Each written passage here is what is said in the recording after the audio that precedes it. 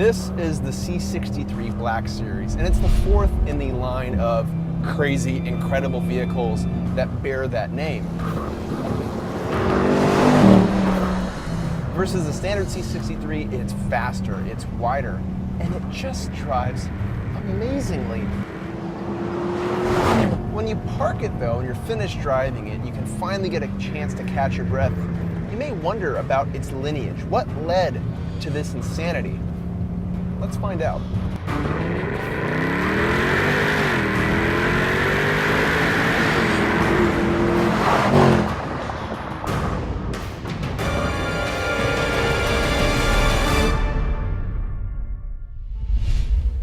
That would be the CLK 63 Black Series. Actually, that's not technically correct. The first Black Series was the SLK 55, but we never got that in the US, so we're not counting it.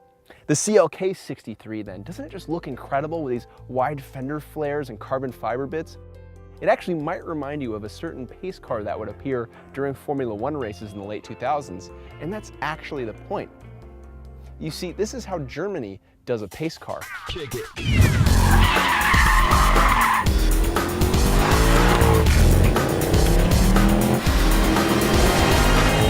CLK 63 on the figure 8.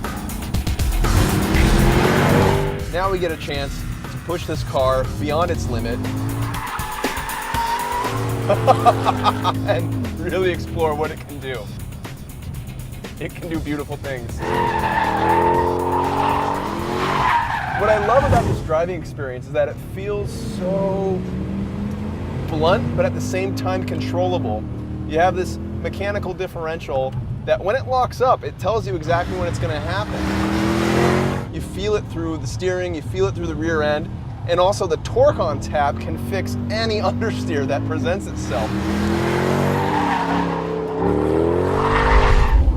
Again, we see the responsiveness of the front axle and the steering, the communication back to you, and also the handling balance between the front tires and the power to the rear.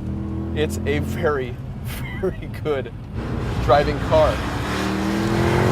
The braking performance is okay if I'm talking specifically about pedal control, but the control you get through the pedal and how it ties into the steering makes this thing really fun and easy to drive around. Also, when you want to drift it, you could do a lot of that, but also it's easy to restrain yourself too.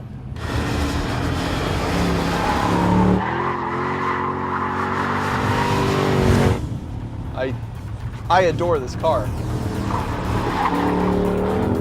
Little bit understeer, but it's okay because we have all that power.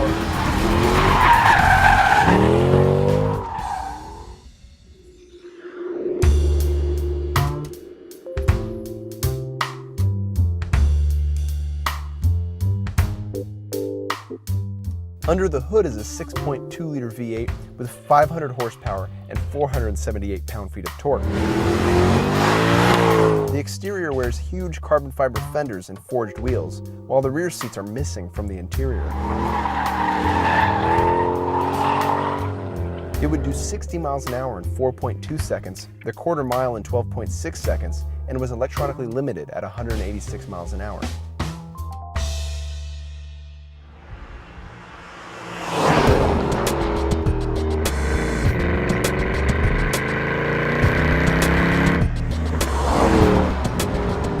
What's interesting when you first hop in this car, especially after having driven the C63 Black, is that this feels a lot older than 5 years old. It has a lot of the classical Mercedes traits. The leather certainly smells like an old Mercedes with a faint tinge of crayon. But there's something through that and how this car works and behaves, which is so unlike most Mercedes of this generation. We have, of course, the sound. It's wonderful. And it definitely set the pace for future AMGs and Black Series, that deep guttural growl under throttle and the backfires you get when you lift. But I'm most in love with the way this front end feels and how responsive it is.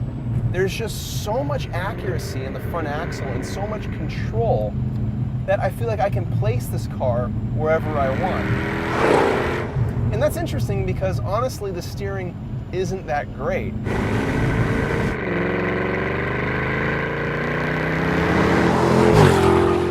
It's interesting because the C63 feels more precise. It doesn't have a lot of hydraulic noise coming back through the wheel itself. And because of that, you can place it on the road really nicely. Whereas this, the steering wheel is doing all kinds of things. There's all kinds of feedback coming through. And it's not bad, it's just different. This is what old steering racks feel like in old sports cars. Let's talk about the interior because there's some details in here that I just adore. The steering wheel, for starters, it's kind of oblong. It's not circular. It's flattened on the top and the bottom. The bottom actually is flat. And when you're really powering this car, you feel like you might be in a modern race car, seeing how some of the DTM cars and F1 cars are set up. The paddle shifters fall right in your hand, although to be honest, this 7-speed automatic is really showing its age. It doesn't give you the fast shift response that you'd like. But I can live with that. It's okay because it tells me that this car wasn't purpose-built from the ground up. It was put together to work a specific way. I kind of like having the traits from the standard CLK. But anyway, back to the interior. The shifter is just hilarious. You have these little vacuum bristles in the gate and this really dinky little shift knob that works. It works really well, and it makes you wonder why modern shift knobs have to be so big when this little guy does the job just perfectly. And it's also kind of funny in contrast to the big power and big displacement out of this 6.2 liter and this little tiny shift knob. It's kind of cute.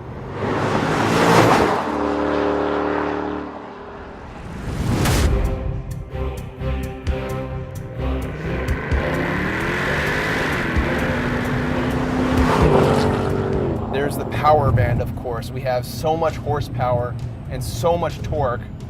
You actually don't need to go searching for a red line too often. It sounds nice when you do it, but you don't need to do it. This thing pulls very nicely from 3,000 RPM.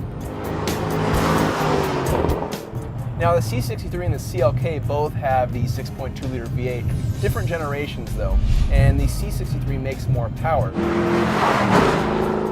They feel pretty similar though, honestly, in terms of power delivery, although the transmissions certainly affect that. The gear changes here are a little bit sloppier and happen a lot more slowly, whereas the C63 feels sharper and more precise.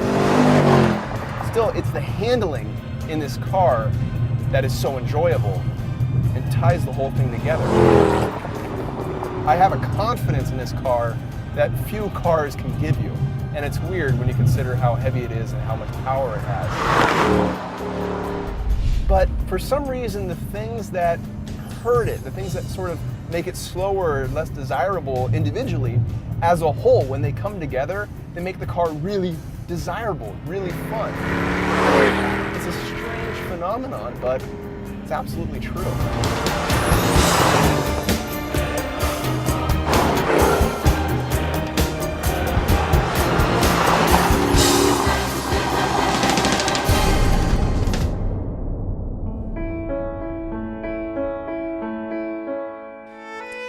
The CLK Black Series is a very special car, one that leaves a lasting impression for multiple reasons. There's the thrilling experience it gives to the driver, the level of confidence from the communication and the grip, and the deep booming engine note. All these combine to make a very rewarding car. Then there's the reason why it exists. It's an F1 pace car for the road. And as far as origin stories go, that's got to be one of the best. What's more, the line of cars that have followed the CLK have been just as impressive, from the hugely enjoyable C63 to the mighty SLS. All we want to know is, what's next?